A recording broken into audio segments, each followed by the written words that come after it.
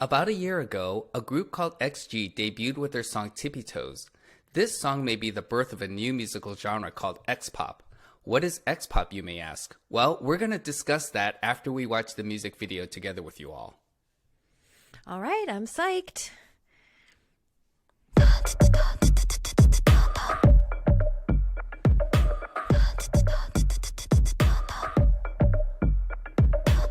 Gonna keep you on your tippy toes. Watch the way we move, the way we work, the way we glow.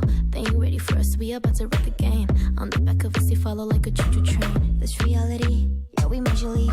Everything we do is worthy of a gallery. We gon' whisper to you super, super quiet, about to show 'em who's in charge, taking over with the pilots. Taking the lead, bringing the heat, yeah. Head to the sky, eye on the prize, yeah. We're on the rise, you ain't seen nothing, yeah. Ways I'm on die, gonna keep you on your tippy toes. Gonna keep you on your tippy toes. Gonna keep you on your tippy toes. Gonna keep you on your tippy toes. That's the way it goes. Gonna keep you on your tippy toes. Thrift shop, keep your change in a 2 cents. Bad girls on the rise, you a nuisance. Drop jars, tight tongues, and a nuisance. Got pushed out a queen, I'm in 2 cents. I speak the flow, then I catch your go. Snacking on the world, it's about to give me more. When it's on, you know it's sober with your silly toe. Here's a tip though, better take it, better take it down. Gonna keep you on your tippy toes. In the zone, try to stop us when we on the roll. Heard a match, ain't nobody got our energy. We pack every part of where it's better me. We owning it, coming in boss mode, take control of it. They can't compete, yeah, we going for the crown group masterpiece, yeah. Taking the lead, bringing the heat, yeah. Head to the sky, eye on the prize, yeah. We're on the rise, you ain't seen nothing, yeah. Lace them on tie, gonna keep you on your tippy toes. Gonna keep you on your tippy toes. Gonna keep you on your tippy toes. Gonna keep you on your tippy toes. That's the way it goes. Gonna keep you on your tippy toes. We about to take flight, up a level. When we step on the scene, we super beam. Understand that we didn't come to play, babe. Here to dominate.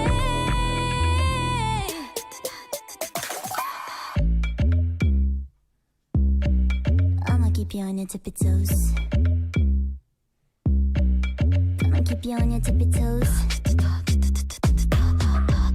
Gonna keep you on your tippy toes. Gonna keep you on your tippy toes. Gonna keep you on your tippy toes. That's the way it goes. Gonna keep you on your tippy toes. All right. So, just want to start off by asking everybody out there to subscribe to our channel if you like our videos. And we just want to also make a big shout out to all of you who subscribed already, because we've hit a major milestone for us, which is 500 subscribers. Yay, thank you so much. Which was a big deal for us. Donna, what were some of your first impressions of it? Well, they look really different. I mean, I have never actually seen this video. I've heard the song and I really, really love the song. I love the hook, the like ta ta ta ta, or you know, on your tippy toes. It's very percussive, and in general, the language, the lyrics are really percussive. I love that. I don't know if I really understand everything yet. Like at the end, did it look like they were throwing flowers into a coffin? I don't know what was going on there. What did you think, James? Well, I don't remember seeing any flowers being thrown into a coffin, but I will say that I agree with you about the lyrics. The title of the song and the use of the words tippy toes in a song is really clever, and it definitely, I think it's really ingenious, and it's very catchy, and I did think that the alliterative nature of that, and also the fact that it kind of comes off as percussive the way they say it, and especially with the rhythm of the song, really works, and it's very smart. So yeah, I have been a huge fan of this group, more from the song Mascara. But I guess I could say I'm backtracking to this song because they only have 4 songs, and their new comeback has made such a big impact on me and as well as a lot of fans out there. We've also started to discover that there's this term called X-pop that is being used. Do you know anything about that, Donna? I think this term has been around pretty much since the very beginning. If you look back at statements from their producer, he was thinking about this from the start. He said that we will spread a new form of cultural content that isn't just music, but cartoons, games, videos, and movies as well. We will call this X-pop. And he says it's not K-pop, not J-pop, or Asian pop. It's a bold blend of these various contents. Simon Jacobs was part of a boy idol group called DMTN, and he, I believe, was born in the US and I think spent some time in Seattle. He was raised in Korea and has a Korean father and a Japanese mother. And so at the very least, he's most likely tricultural and is very much in between cultures, very cosmopolitan, also has written songs or been produced songs for other K-pop stars like A-Lee and others. Yeah, so I mean, my first thing that jumped to my mind was why X? Because as we all know, music coming out of Korea is called K-pop, and out of Japan it's called J-pop, and out of China it's called C-pop. Every country has their own label. With XG, X, I don't believe there's a country called X something that's the first letter of a country. So I wonder where did this come from? Some of the first things that jumped to my mind was like, Malcolm X was a very famous figure. I read the autobiography of Malcolm X, and in it explains why they put the letter X in place of their last name. It's because they didn't know what their African name was, so they put the X there to represent the unknown, which in mathematics X means the unknown, and that was a temporary holding place till they were to discover that.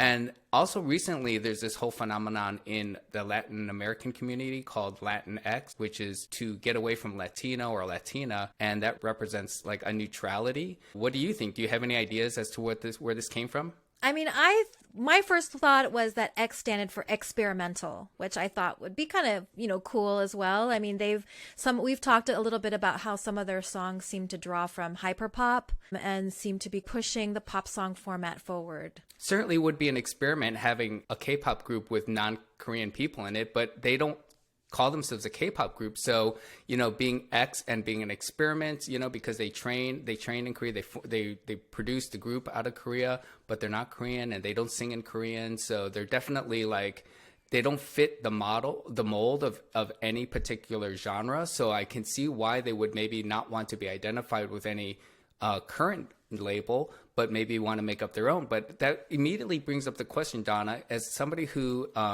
is a musicologist, an ethnomusicologist, but also, that's under the umbrella of musicology, is it done? Is that done? Where you just make up your own genre and that you're a genre of one? Does that make sense? It doesn't seem like that really fits the description of a genre, that there's just one group in it.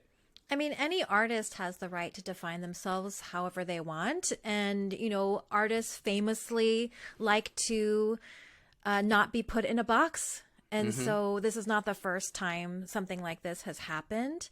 But, usually musicologists will take note of it. And they'll say, okay, this so-and-so person would rather be defined this way, or, XG likes to be defined as X-pop. But they might not necessarily use that term to describe other people unless it starts to catch on and other people use that term as well. So it's more just you take note of it and move on kind of thing until it becomes a bigger movement. Yeah, I remember when Prince stopped wanting everybody to call him Prince, and he wanted to be known as the symbol. And then because nobody could say the name of the symbol because it didn't have a name, they had to refer to him as the artist formerly known as Prince.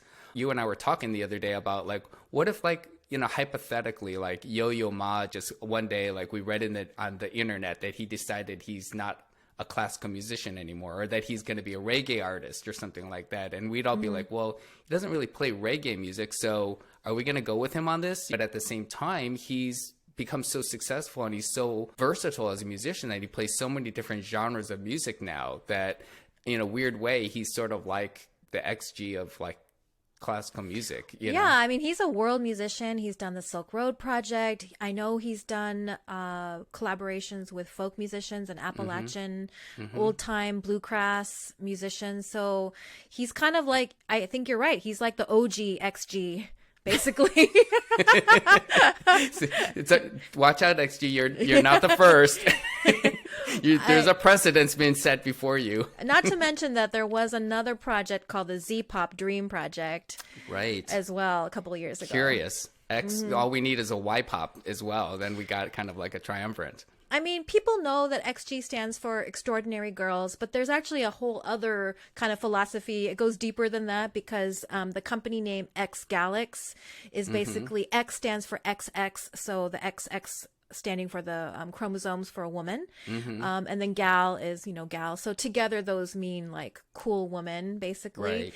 And so there's that thinking behind it. I mean, my feeling is that they obviously want to be considered something else. So it's one of their, I think this is how they differentiate themselves from K-pop, from J-pop, and other types of music. And for me, I feel like this is a smart move because I think X is something that's inclusive, that more people can see themselves in. In a way, I think more people will be able to connect with XG because they'll be able to see themselves in them if they're under a broader category. And so... Well, I can just tell you one thing, Donna. My mind will be blown if more artists decide to say that they're X-pop as well. And, before we start our video, I did a quick check on Apple iTunes, and I saw that, like, Apple iTunes does not call them X-pop for their, for Mascara and for Tippy Toes. They refer to them as alternative, which I thought was interesting. And that I'm looking now, and it says for Shooting Star,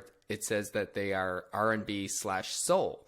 And as you know, on their website, they said that they're an R&B hip hop group. So it definitely seems to be something that's in flux. And when I watched the Kville Top 100 religiously, and back last year when Tippy Toes was out, they were on the Kville Top 100, and they were there for 10 weeks, and they charted very well, and they started near the bottom at 90, but by the time they left the charts, they were in the high 30s. And I remember also that Mascara was charting up until a certain point at which it was removed, and that could be the subject. That could maybe be something we talk about if we decide to do a Mascara reaction video. Okay, well, thanks for watching, everybody. We hope that you tune into another video. We're really enjoying this whole deep dive into XG, and we hope you are too.